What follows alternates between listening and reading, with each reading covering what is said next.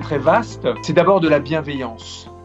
La bienveillance vraiment au sens veiller au bien de l'autre. C'est vraiment avoir une attitude de rencontre avec les autres et avec cette relation de confiance qui fait que précisément il va se créer cette relation de proximité.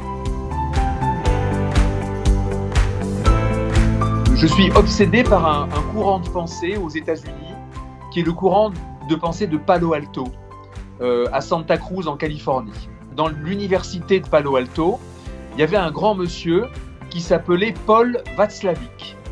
Il disait « La relation de confiance est plus importante que le contenu. Plus tu vas demander à quelqu'un quelque chose de difficile à faire, plus il faudra qu'il y ait entre toi et lui une relation de proximité et de confiance.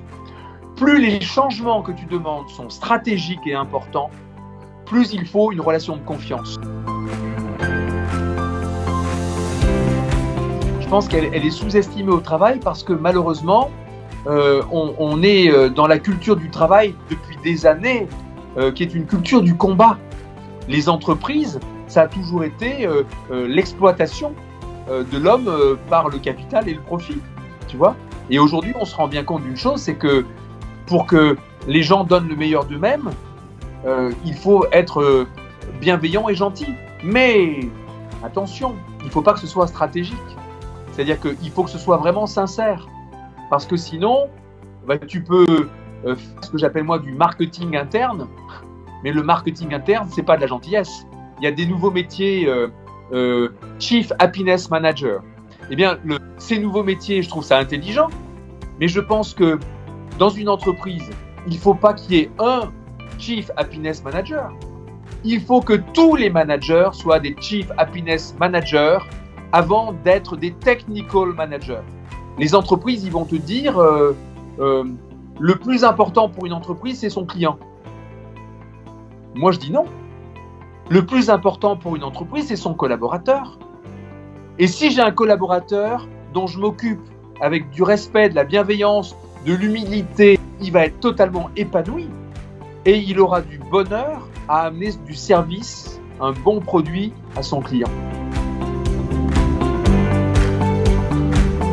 C'est plus difficile avec un chef qu'avec un collègue.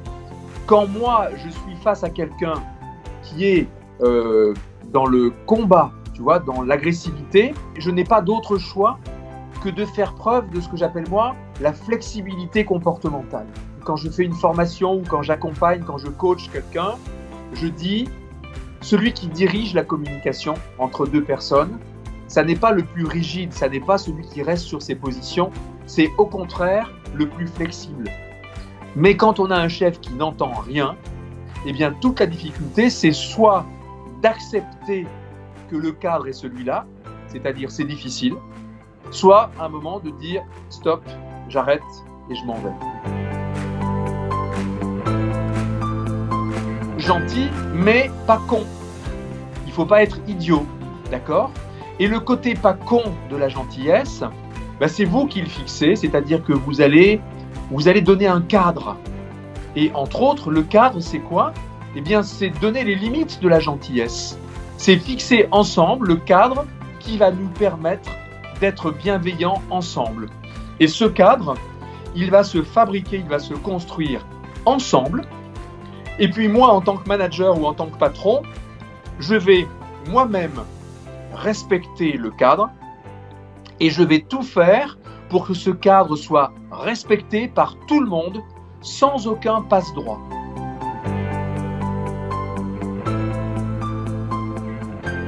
Bien sûr que c'est possible.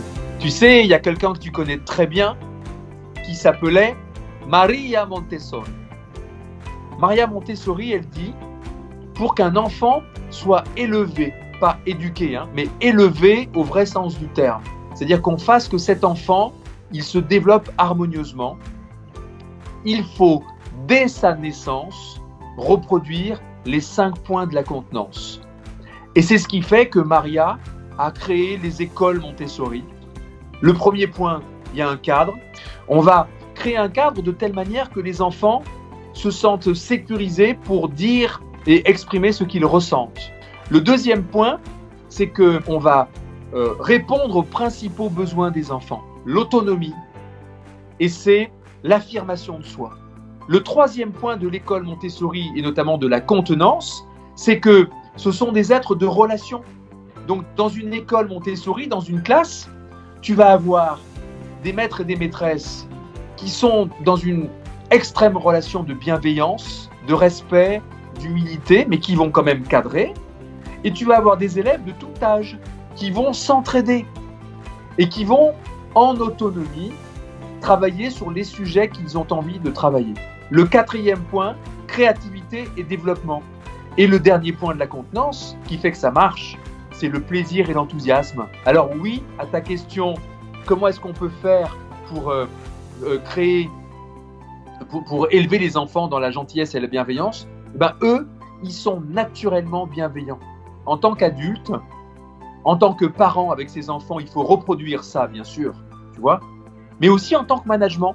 Je parle du management contenant, d'une entreprise contenante qui doit sécuriser ses collaborateurs, assurer des besoins essentiels, créer la relation, faire de la créativité, du développement, du brainstorming et assurer du plaisir et de l'enthousiasme.